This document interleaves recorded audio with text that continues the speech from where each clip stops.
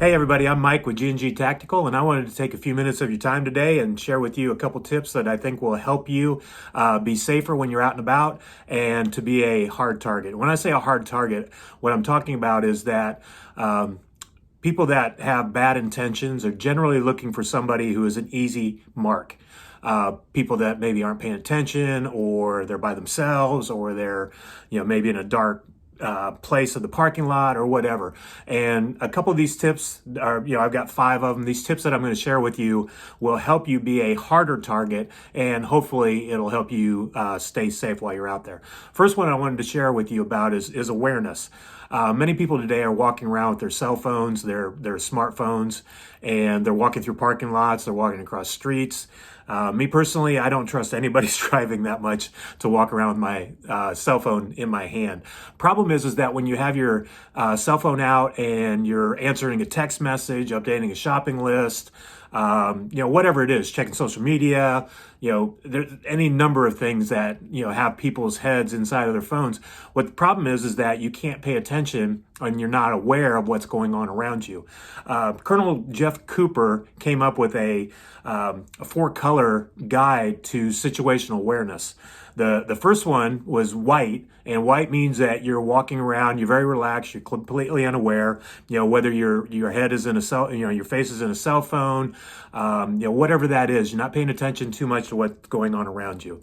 And I think you should be, have that thing put away until you get in your car and you can lock the doors, or get home and then take care of things there. But like I said, condition white was that you're just completely unaware of what's going on around you, and that makes you that makes you very susceptible to having an issue with somebody with bad intents. The second one color was yellow. It means you're relaxed, but you're aware with a minimal acceptable level in public. Or you're carrying a firearm, so you're a little bit more aware of what's going on around you.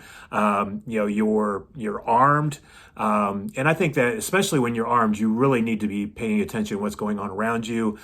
Don't go to places that you wouldn't normally go if you weren't armed. All kinds of things there, but but that's the next level, is just being relaxed, but you're kind of aware. You're looking around a little bit, but you're not really paying too much attention.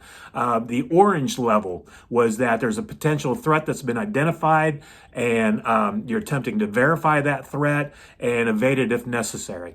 And then the last one, which is red, which means the threat has been verified and you're ready to execute a necessary response.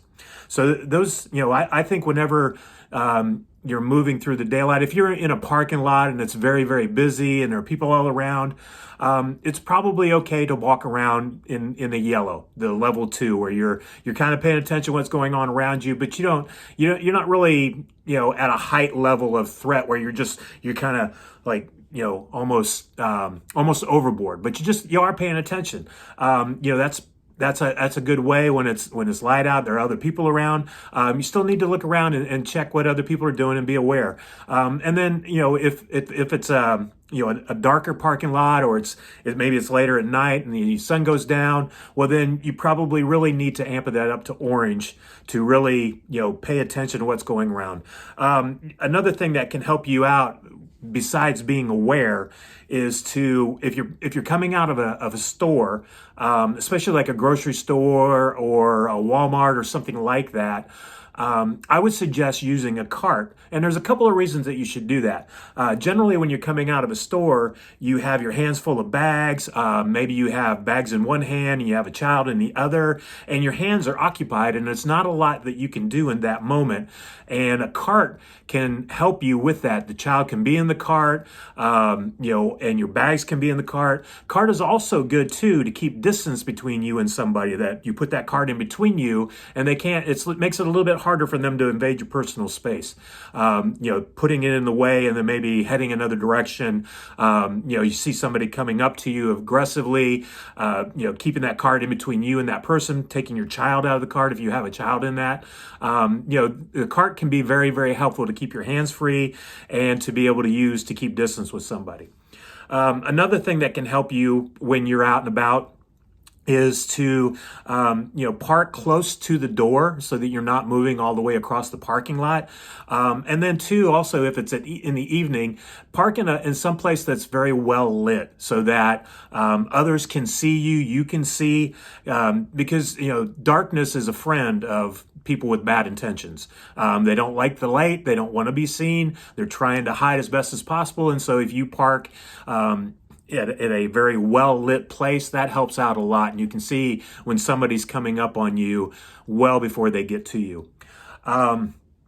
I would also say another thing is that, especially if you're, a female or you've got your children with you or something along those lines, is to have something defensive in your hand.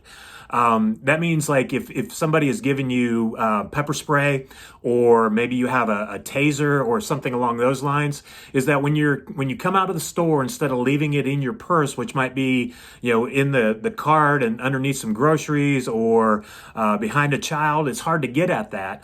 But if you can take that out of your bag and have it in your hand, just in case. And you can push a cart with a can of pepper spray in your hand. They're very small. They fit in the palm of your hand. Tasers, I'm not as familiar with tasers, other than I've seen them on TV or whatever.